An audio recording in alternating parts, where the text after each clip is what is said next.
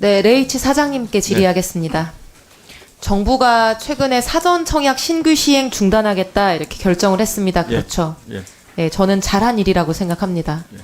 그러나 기존에 사전 청약 받은 분들의 기대와 권리를 보호하는 것은 여전히 책임이 있습니다. 그렇죠? 네. 사장님, 아파트 공급하는 계약에서 가장 중요한 거는 아마 아파트의 가격 그리고 입주 가능 시기 두 가지일 것 같습니다. 그렇습니다. 근데 신혼희망타운을 사전 청약해서 당첨된 전국의 신혼부부들이 있습니다. 이분들은 LH가 제시한 입주 시기를 전제로 해서 출산 계획도 짜고 아이들 학교 계획도 짰을 겁니다. 예. 근데 지금 LH 신혼희망타운 사전 청약 단지 중에서 본 청약이 6개월 이상 지연된 단지 몇 군데인지 알고 계십니까? 무려 전국에 19개 단지입니다. 19개소입니다. 세대수로 따지면 1,300호고요. 예. 한 가정당 3명이다 이렇게 가정하면 3만 명이 넘습니다. 가장 심하게 연기된 곳이 얼마나 연기됐는지 아세요? 군포 대암이 지구입니다. 예.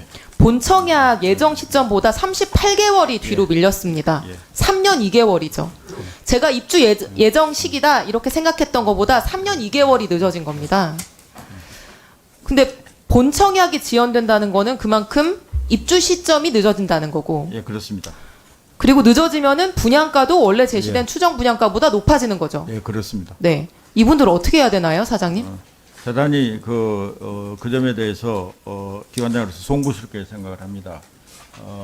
사실은 이 사전 청약이 2021년에 부동산이 상당히 심각하기 때문에 네, 그 본질적인 예, 이제 문제가 예, 그런 있으니까 문제가- 이번에 중단을 하신 건데요. 예, 그렇습니다. 기존의 이 기대권을 가지고 있는 분들이 입는 손실을 어떻게 해야 되느냐 하는 예. 것이 지금 문제입니다. 예. 슬라이드 보여주시면 올해 5월 3일날 갑자기 이런 통지문이 날아왔다는 거예요. 예. 본청약 몇 달 앞두고 있었는데 갑자기 1년 정도 늦어진다. 예. 근데 입주 일정은 언제가 될지 모르겠다. 1년 후에 알려주겠다.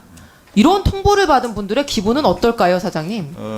저도 당시 저런 안을 냈을 때 상당히 정말로 황당하겠죠. 황당하고 한두 달도 아니고 예, 입주가 그렇습니다. 1년이 넘게 늦어진다. 뭐 2년, 3년 늦어진다. 근데 언제가 될지도 정확하지 않다. 이분들은 살고 있는 기존 집 임대 계약 어떻게 해야 될지부터 판단이 안 설 거고요. 애들 학교 문제도 진학, 전학 계획 다 세웠을 텐데 다 꼬일 거고요.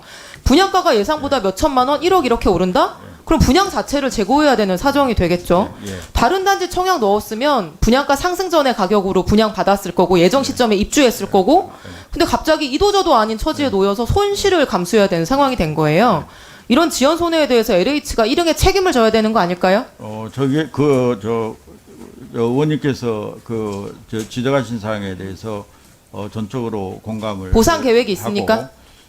그런데 이제 유감스럽게 저희 공사나 없습니까? 그 아직 보상 계획? 입장에서는, 있는지 없는지만 간단히 얘기해 주시겠어요? 구체적으로 좀 네, 사장님. 일부는 저희가 좀 제안을 하고 사장님, 있습니다만은 우리 계약법에서는요, 예, 예. 공급자 귀책 사유로 제때 공급을 못해서 수요자가 계약 해지를 하게 되잖아요. 그러면 계약금 배액 상환이나 이런 손해배상을 하게 됩니다. 근데 이 사전 청약 단지들은 계약금을 받지 않았기 때문에 신혼부부들은 법적 기대를 받고 손실을 입었는데도 불구하고 계약금 배액 상환 같은 배상도 받지 못하는 거예요. 예. 그러면 신혼부부들은 입주 지연, 분양가 상승으로 인해서 손해를 입는데 LH는 아무런 손해를 입지 않는다. 이게 공정합니까? 그 점에 대해서 저도 드릴 말씀이 없는데 실질적으로 이 사전 청약을 해놓고 본 청약이 늦은 것에 대해서 저희 직원들한테 논의도 많이 네, 하고 사장님. 좀 야단도 사장님의 있지만, 어떤 송구한 예, 말씀 예, 이런 예. 것들로 예. 해결되지 않는 문제들이 있습니다.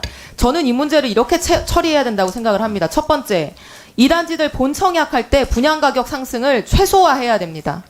그건 네. 당연히 저도 그렇게 생각합니다. 입주 지연이나 원자재가 상승은 이분들하고 무관하기 때문에 사전 청약 때 제시된 추정 분양가를 가격 기준으로 해서 본 청약 분양가를 정해야 된다고 생각합니다. 동의하십니까? 저희가 그래서 이제 그 가격을 네, 검토해 사전 주시고요. 청약이 두 번째. 제시된- 두 번째, 네.